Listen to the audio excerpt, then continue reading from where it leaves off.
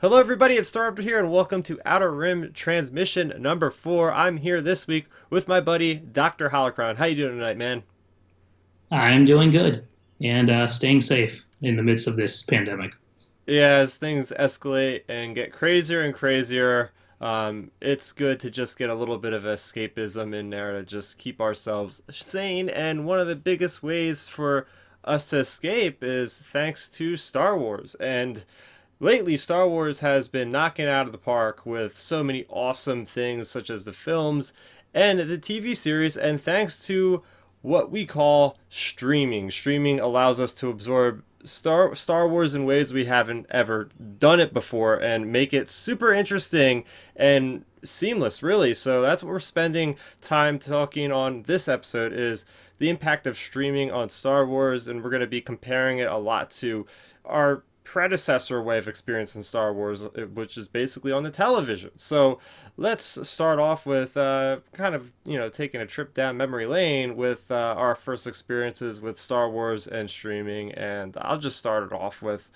Netflix. And Netflix was originally the platform where you could watch the Clone Wars on. And just to explain my little story here, of like I think I told you guys this a few times. The Star Wars, the Clone Wars was something that I originally didn't really get into, and just probably a couple reasons. And I eventually found it on Netflix before season 6 was going to be released, and they had like every episode, so I immediately just binged it all. I was in college at the time, so I had a lot of spare time on my hands, and so really I chalk up streaming. Like if it wasn't for streaming, I might have not even really cared enough to watch the Clone Wars, but since it was so easy to digest in that format and being able to see multiple episodes without having to wait in between them, I think that really was a big benefit for me. So, was that also the first way you experienced Star Wars The Clone Wars? Was it through Netflix or another means? I actually watched Clone Wars from the very beginning when it first aired back in 2008 on Cartoon Network. I didn't see the movie in theaters. I got it on DVD later, but I watched that DVD obsessively with my sister Mm-hmm. as a kid.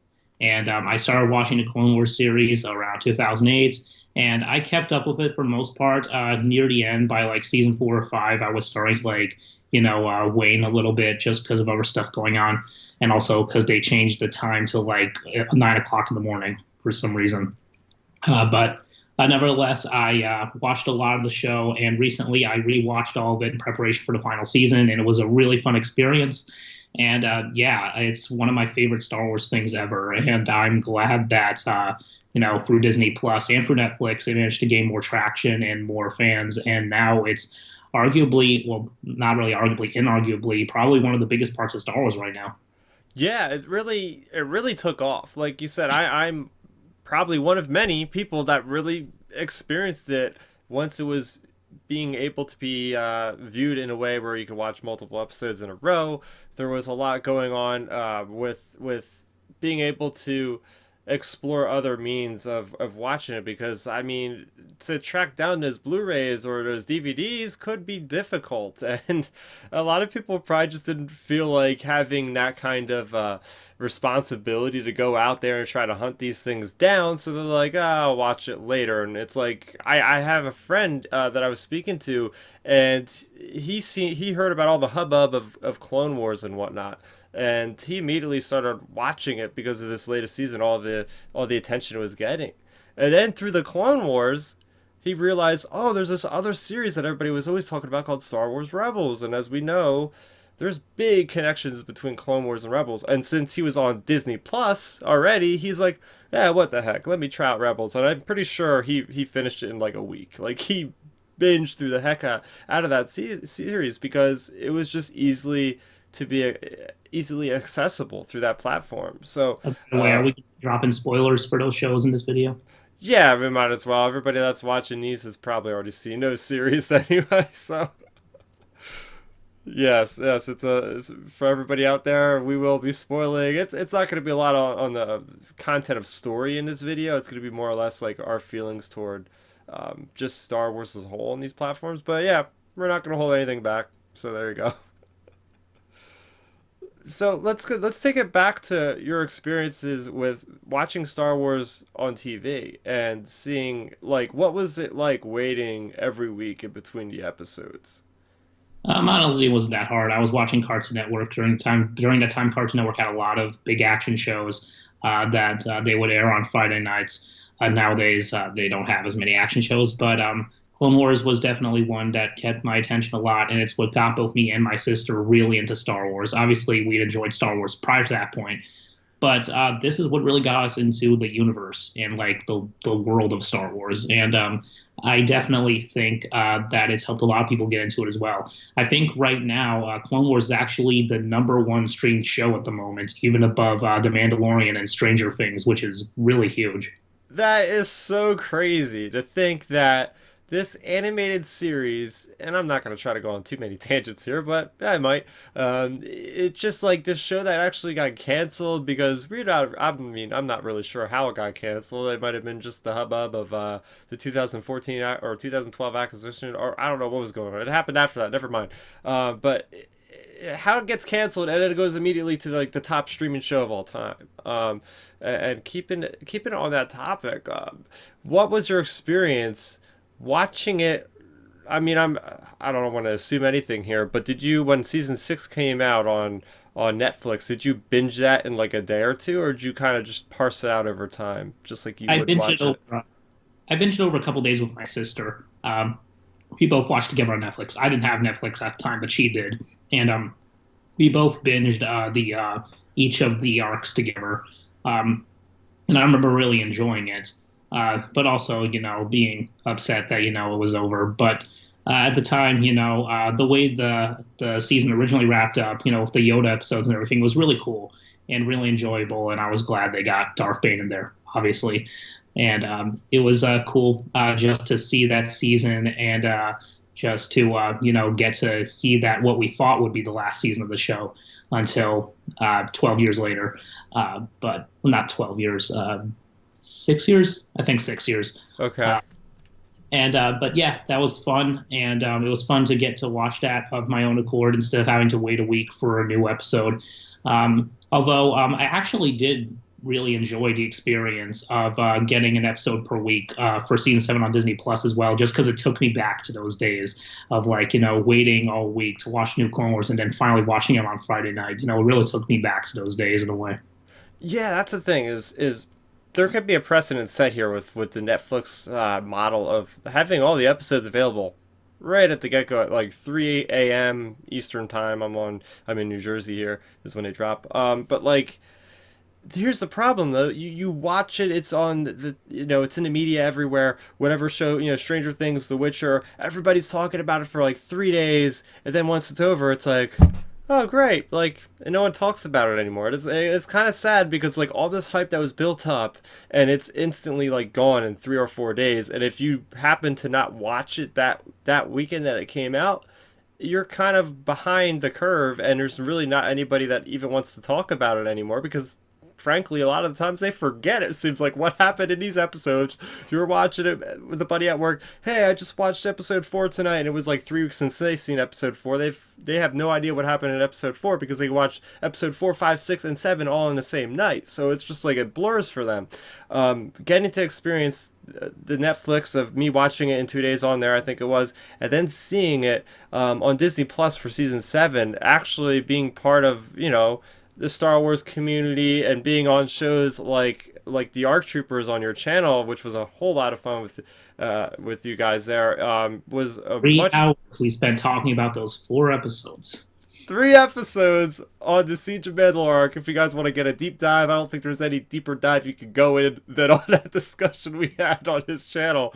But that's what I mean. Like getting those conversations that are so meaningful and really just take you into the deep end when it comes to this stuff is something that I wouldn't want to give up for binging. And I'm really happy that Mandalorian and the Clone Wars especially decided to take it slow, give fans time to celebrate these episodes and really come together. Especially with the current events and states of things, it's been really nice getting that camaraderie going every week. Although something I did think of, like I know there are people who also, prefer just getting it all in one go and prefer getting all the episodes just so they can watch them whenever they want. Although I did enjoy getting the episode per week with Clone Wars. An interesting compromise that I think could work if we do end up getting another Clone Wars-esque animated show for Star Wars.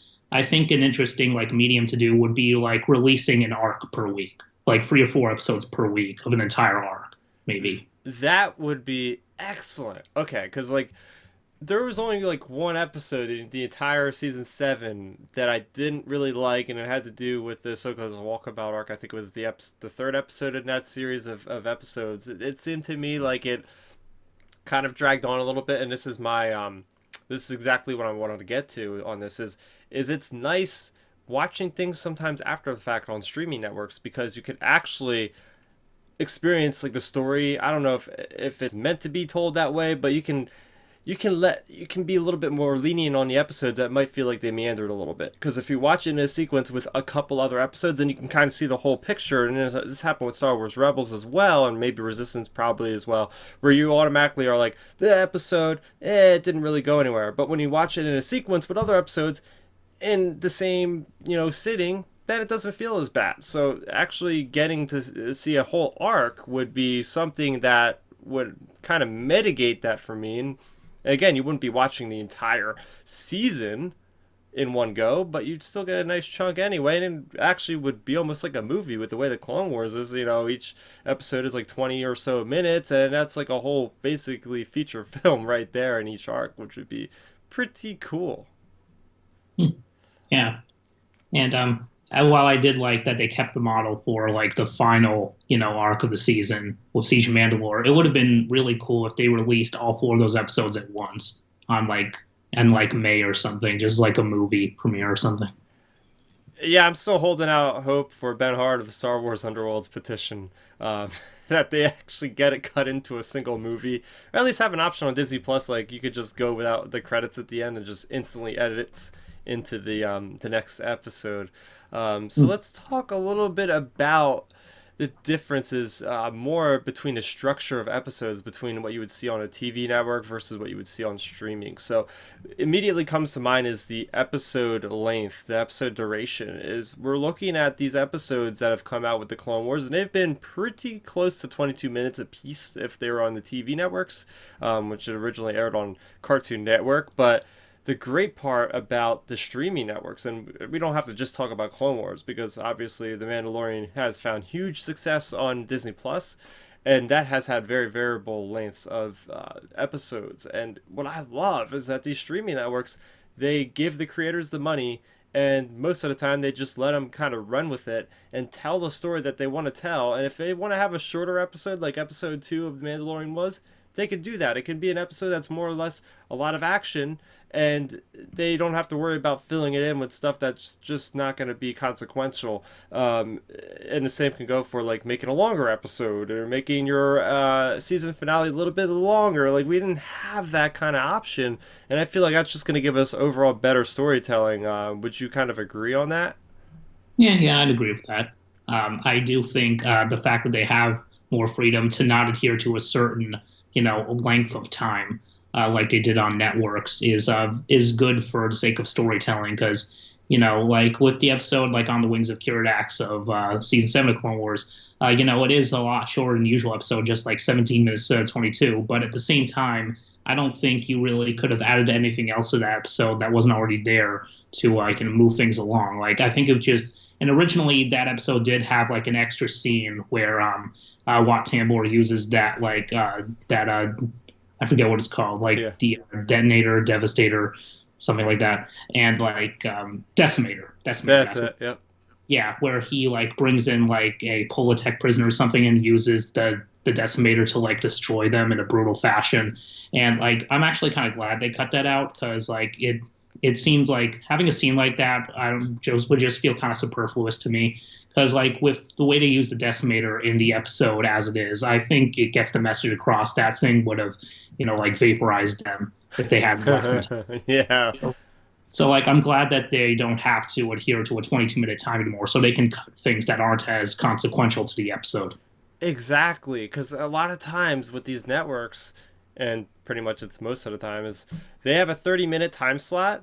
They have to have a certain amount of advertisements to fill in that time to budget for it. And most of the time, it's like if it's 30 minutes, it's like 8 minutes of commercials.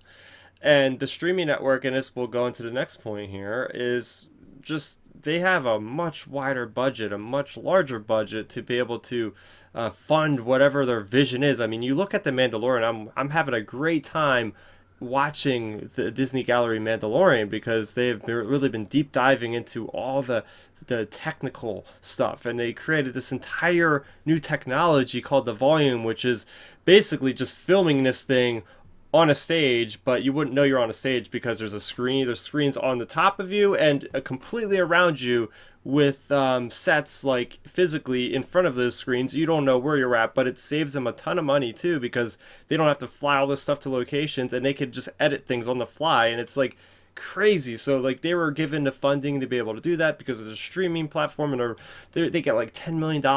Rumors were that they get per episode for the 8 episodes. Like this is a huge production on par with movies. And that's what you see from streaming networks and shows like The Witcher and Game of Thrones from HBO. It's like these shows are indistinguishable from movies now. Yeah, yeah. And I think that's very good in terms of not just storytelling, but in terms of pacing, and which is part of storytelling, so same difference. But it's cool that these shows are becoming more and more like movies now, and that they each season tells a very specific story over a certain amount of time. Although because it's a TV show, it has more time compared to a movie. Like if they had tried to turn the story of the first season of Mandalorian into a movie, I feel like you would have ended up losing important episodes Mm-hmm. Sanctuary where we meet Cara Dune, and the episode with Mayfeld and all those bounty hunters. Like in a movie, I don't think those episodes would have played as well with the rest of them. The fact that it is a show gives them more range to tell more stories within that singular story that's ongoing throughout it. But it also, because it's only 8 episodes as compared to like the typical like 22 of a typical television season, it is more focused and more streamlined so that they only do what they have to in order to get the story across. Yeah, and the thing is too, I wanted to bring up is the episode quantity, right? Like how many episodes are per season? The Clone Wars has been all over the place, right? It's gone from what 22 episodes to 13 episodes to 12 episodes, and you have the Mandalorian sitting at a nice 8. You look at other TV shows, a lot of them, their first season has shorter episodes like The Walking Dead, and then they have much longer episode seasons with like 12 or 15. So who's to say the Mandalorian season 2 can't come out with 10 episodes next season? And it's just the fluidity of streaming again will allow them anything to do with structure. And yeah, it's just great to see that they can get more of an introspective character studies on these characters. Like you said, the Mandalorian would not be nearly as good if it was on the movie screen because it just wouldn't be able to give you the depth and take the time. All those shots on the Mandalorian's helmet and you trying to figure out what he's thinking, and all these other third party characters really just fill in the blanks there. Yeah. So let's kind of branch away from a specific series and just talk about the offerings that a streaming platform can have, the potential. So I'm speaking specifically about Disney Plus right now because that's where Star Wars resides on, and it's been it really exploded from when it first launched back in US.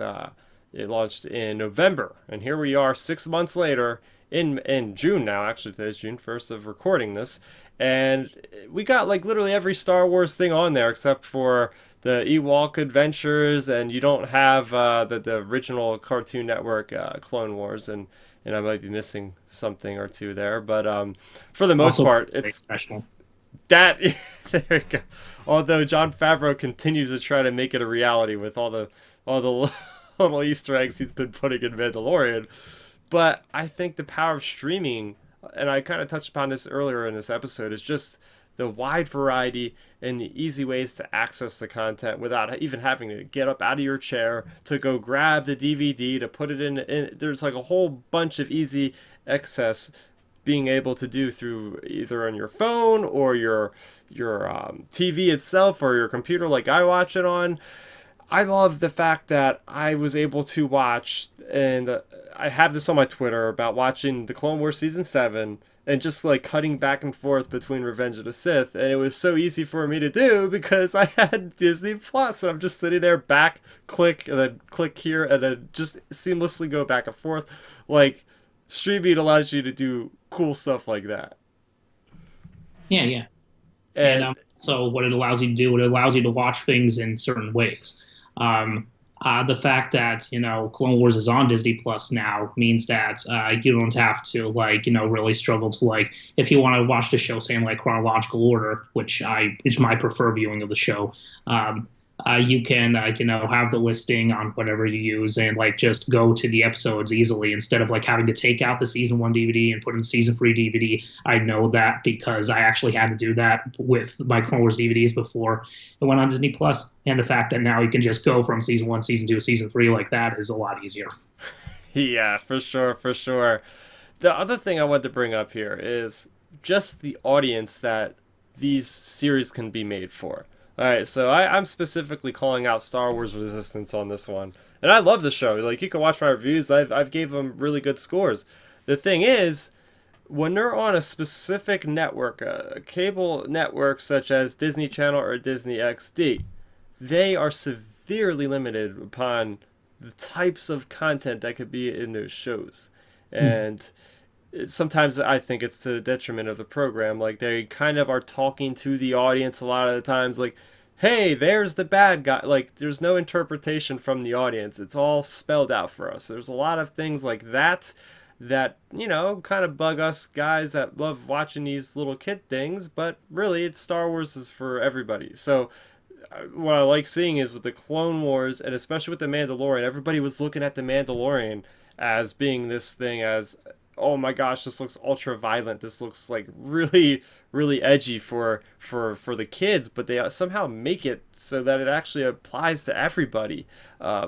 So that's what I like about the streaming network is they don't have to specifically aim for a certain audience, and they can kind of get like a well-rounded picture for all the people that usually watch. Yeah, and not just for the Mandalorian too. I think because of Clone Wars season 7 being on Disney Plus, I think that allowed them to take more risks with that too. And granted, Clone Wars already did take a couple risks when it was on Cartoon Network, but at the same time, there were a lot of things that had to be cut out because of Cartoon Network censor at the time. Like when Ventress kisses that clone as he's Yeah. killing him, and when Savage decapitates all those Black Sun dudes Uh-huh. and stuff like that. But on Disney Plus, all those scenes are perfectly intact, and they even do some of that stuff in season 7, with the mall hallway or the mallway scene, as I call it, where he's just bisecting clones and cutting off one's arm and stuff. On Disney Plus, I think on streaming services in general, I think you'd get away with more stuff than if you're on public television. Oh yeah, for sure, for sure. It just gives you way more variety, way more chances of doing things that are maybe a little bit riskier, but nonetheless, I mean they're not gonna have a lot of blood, if any blood, on these things, and it's not gonna ever have sex because Star Wars doesn't have that sort of thing. So they get A lot of the novels do. yeah, that's true. That's true. I do want to take some time about talking about the current landscape for what Star Wars and Disney Plus looks like. So currently, we have the Clone Wars just finished up. Before that, we had season 1 of The Mandalorian. We're looking at October. That's right. We're getting less than a year turnaround. We're already going to get a second season for The Mandalorian, and it's going to have a lot of big characters from the rumors we have. So, very excited for that. We also have the Kenobi series, which is being directed by the same director that directed Episode 3 and Episode 6 of The Mandalorian, and I'm trying to stall because I forget her name. Oh man. Are Yeah, you? Deborah Chow. Deborah Chow. There we go. I got it. Okay. Deborah Chow is going to be in front Oh, of the Obi-Wan series. And then we also have the Cassian Andor series, which we've been getting a lot of really awesome casting announcements. We got Mon Mothma herself appearing in this thing with K2SO and with some other characters. I believe the guy that played Draven is going to be in it as well. So that'll Yeah. be interesting. And then we also have this brand new series that we have know nothing about. It's from the person that did the thing on the Netflix. This one female director. I don't know all these names off the top of my head. Sorry, guys, but it's the one that did Russian Dolls, and people critically praise that. I was about to say film because a lot of the stuff on Netflix is pretty much like a film. Again, that's the quality of streaming services. They're just amazing with the quality.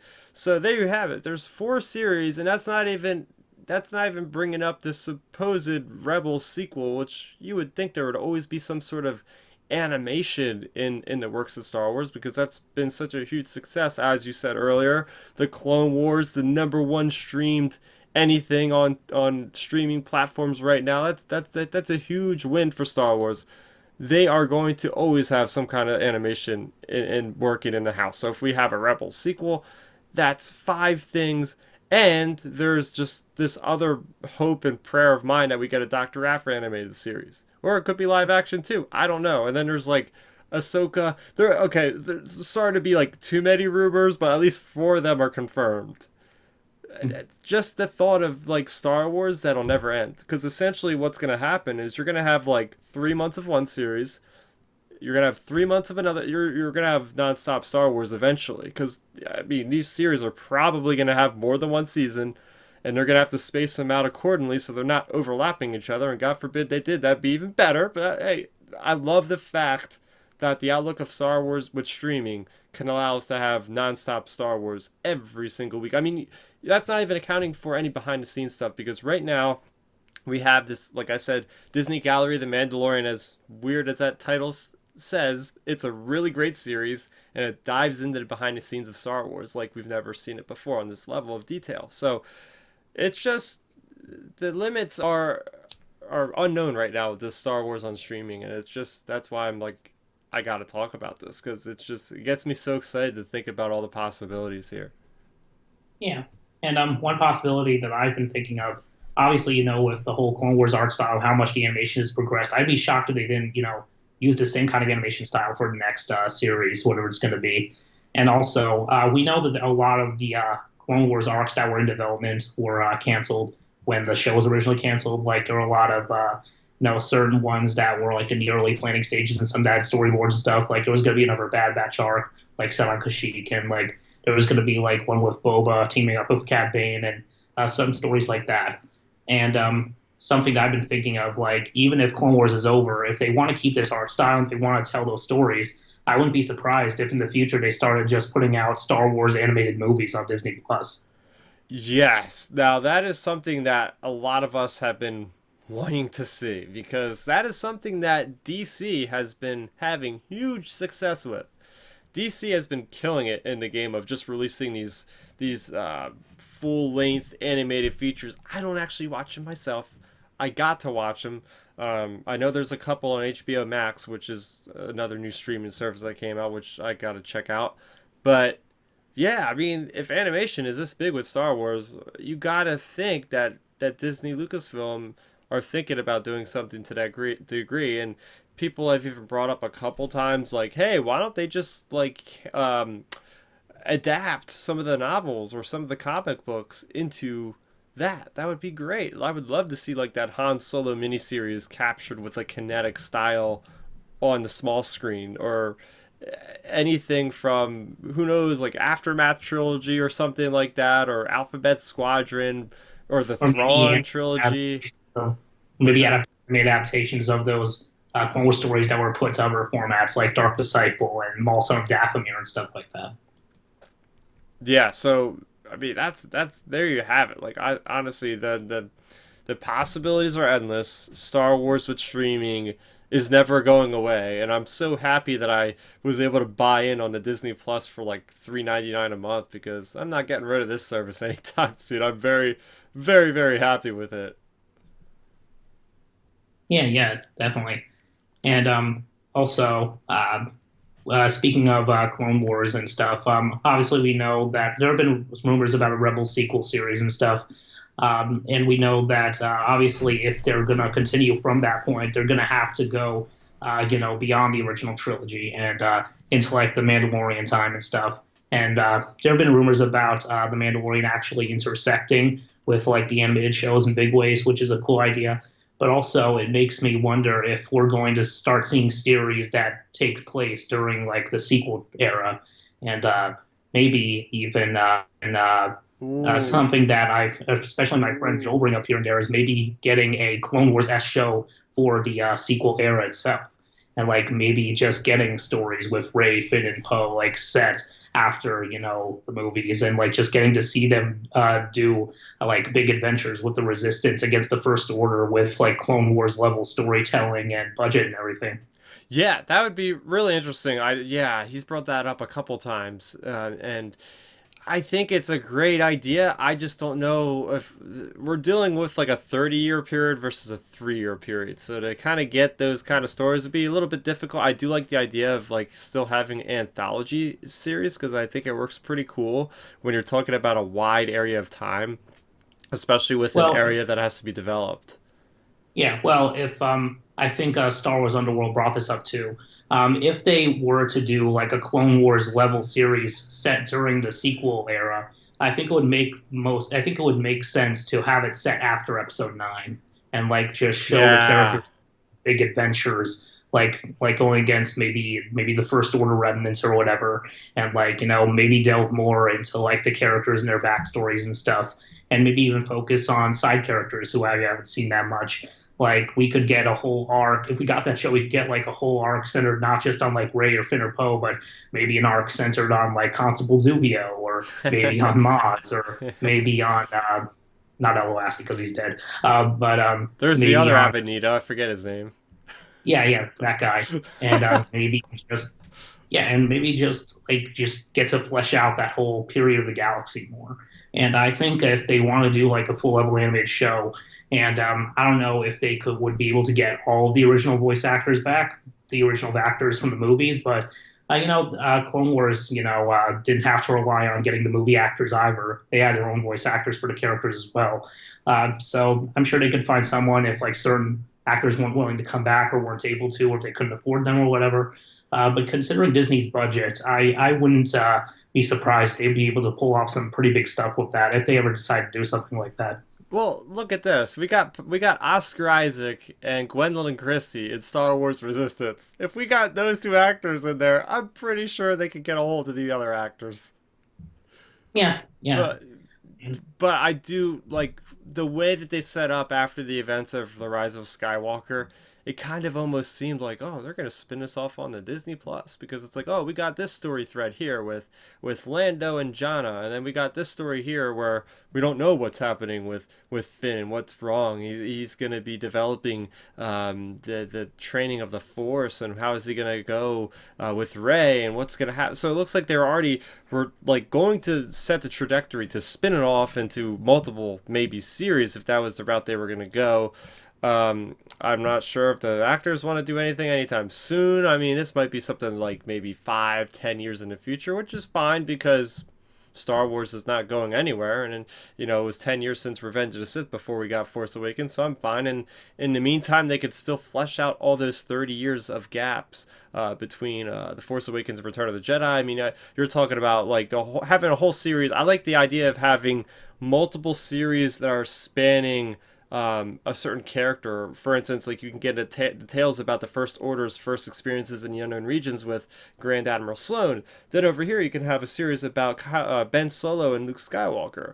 Then over here, you can have a series about Leia and just the New Republic. So there's like multiple things, and you could have like one series completely play out with like 5 or 6 seasons and then go right into the other one. They could be both animated or they could be live action, depending on what the main actors are. If they're all new characters, you could have a live action. You don't have to worry about recasting or anything like that. But that would be something I would think about. What I really want to see though, because I enjoyed this on the Netflix, is what Marvel did over there. They had the Marvel Netflix brand, which was amazing. It was my first foray into like the superhero kind of TV shows, like with Daredevil and Luke Cage, and you had Iron Fist and Jessica Jones, and they met up in Defenders. I think they've already started to lay the seeds for that. I think with the Mandalorian, you're gonna see that being like the first big show like Daredevil season 1 was, and then you're going to have other series, like we might have an Ahsoka series that might branch off and do that thing, and then maybe we'll get like a Cara Dune series or some other character, or like the Boba Fett series that he might be rumored to be in the season 2. So what do you think about having like a little Star Wars universe specifically on Disney Plus? Yeah, I think that's cool, and it allows for a lot more range of storytelling. Like if you have, let's say they want to have like two animated shows. Like at one point, they could have like the that Rebel sequel show with Ahsoka and Sabine and stuff. But if they want to, they could also have a series, maybe set during that same time, around that same time, that focuses on the creation, the founding of the First Order, and maybe like Grand Admiral like Sloan and Hux and Snoke possibly, and maybe even show maybe the early days of Kylo or something. There's a lot of different things they can do in different eras, and the fact that the Skywalker saga is over means that they no longer have to worry about keeping things like under wraps or spoiling anything, because that was something that you Mm-hmm. know that was something that rebels ran into and resistance ran into, where they couldn't like tackle any big things that hadn't been revealed yet. And that was an issue that the early like Last Jedi books and like Force Awakens books struggled with. Like they couldn't reveal anything, but now that all the movies are out and all the secrets are out, now they can just play with this whole world they've been given Yeah, and just do whatever they want with it. that is the thing, right? Is I've been waiting for this to happen. As crazy as it is for me to say that I was waiting for the saga to be concluded, it was solely for my benefit of saying, oh, well, there's no more guardrails, there's no more safeties that Lucasfilm has to keep onto, because now the directors, the main focal point of the general audience, has seen the story of Star Wars. Now it's time for all of us book fans and comic fans and all the people that are fans of the old EU and Legends can really get into the nitty gritty of like these big gaps. I mean, 30 years. That's a huge amount of time to play with, and the fact that they've been so quiet about what actually happened during that whole time is really exciting to me, because again, it just has so much potential of stories. There could be entire like huge battles with like different alien factions we've never even heard of happening in there, because they simply just didn't say exactly what was happening. So I think it was a good idea for Lucasfilm to just go ahead and wipe the slate clean in 2014 and say everything is not canon anymore, because now they can build in such enriching stories that everybody will be surprised. Nobody knows what's coming. Nothing's an adaptation of anything else. It's all brand new storytelling. So that, yeah, like you said, that to me is what I've been waiting for. Episode 9 is out. Let's get into this new era of Star Wars storytelling. I think it's going to be like the golden age of the Star Wars storytelling in ways we've never seen it. Hmm. Yeah, Yeah, definitely. yeah, Yeah. so wrapping it up, I just want to say that again, streaming in Star Wars is something I never imagined. You know, if I was like 10 years old and you told me that there was going to be a Star Wars show going on basically almost every single week for the end of time, I would say you're crazy, because we were waiting like 3, 4 years for each movie, let alone TV. It's like Star Wars TV. What Star Wars TV is that? The Ewoks. I watched that movie like every time I can get a chance, because it's really just a movie. But no, this is it. This is something that is awesome, and it's this probably wouldn't have happened in case Disney wasn't in charge. This really wouldn't have happened. But they're making quality content. It's not just like they're churning stuff out the door just to make money. Like the stuff we have seen on Disney Plus is really good quality. It's expanding Star Wars storytelling in ways we never imagined. So I'm here for it. Yeah, same. I'm excited to see what kind of stories they're willing to tackle now with the freedom they have and with the technology and the budgets they have now. If we get a sequel era focused show with the level of budget and direction and quality of Clone Wars, this latest season of Clone Wars, I think that'll be really cool to like flesh out that whole era and maybe even delve more into the characters in a way that even the movies didn't. Yeah, that's awesome. So I want to thank you so much for coming on the channel today, Dr. Holocron. Just spend some time on telling everybody what your channel's all about over there on Dr. Holocron. My channel is about Star Wars. That's it. No. My channel, we talk about Star Wars. We talk about the movies and the shows and the comics with me and a bunch of my friends and a couple recurring guest stars, including yourself, Yeah. Star Raptor. You've been on my channel a couple times now to talk about Clone Wars, and it's been really fun. And I just got a new laptop, so Oh, it's good that I have this newest model here. Well, not newest, but newer. It's it definitely helps with making content for my channel, and I can't wait to talk more about Star Wars with you and my friends, and just get into everything that's going to be coming out. heck yeah, that's what's so fun is just being able to talk with others, especially to have situations like this where we can actually see each other, we're actually talking, even though you're several hundred miles or wherever it is away from me. It's still cool to be able to connect with others. And how can they find your YouTube, by the way? Just look up Dr. Holocron. There isn't any other YouTube channel with that name, thankfully. And I also have a Facebook called Dr. Holocron, and I also have a Twitter called Dr. Holocron. So this should be pretty easy, I think. Hopefully, the links are also on my channel if you can't find them by yourself. But Yeah, and yeah. I'll put the other information in the comments or in the description down below. So that is going to do it for episode 4 of Outer Rim Transmission. I hope you guys enjoyed it. Let us know in the comment section down below what you think of Star Wars and streaming and all the awesome possibilities it has. It's going to be a fun conversation. I look forward to it. If you guys are new to the channel, I do Outer Rim Transmission as frequently as I can. So make sure you go ahead and subscribe to the channel. I also talk about other things in Star Wars like the High Republic and the aforementioned Clone Wars and Mandalorian and everything else that's hot in Star Wars. I like to chime in about it. So make sure you go ahead and support the channel by subscribing. That is going to do it for me, Staraptor and Dr. Holocron. This was episode number 4 of Outer Rim Transmission. Thank you for watching, and may the Force be with you always. Thanks for checking out the video. Please hit that thumbs up symbol. It helps me know that I'm making content that you guys enjoy. And if you enjoyed this video, I also include 2 videos down below you guys should check out. And please consider subscribing to this channel. It helps support me, and it notifies you guys of when I get new videos up on the channel. You can also contact me on Twitter, Facebook, and Instagram at StarRaptor.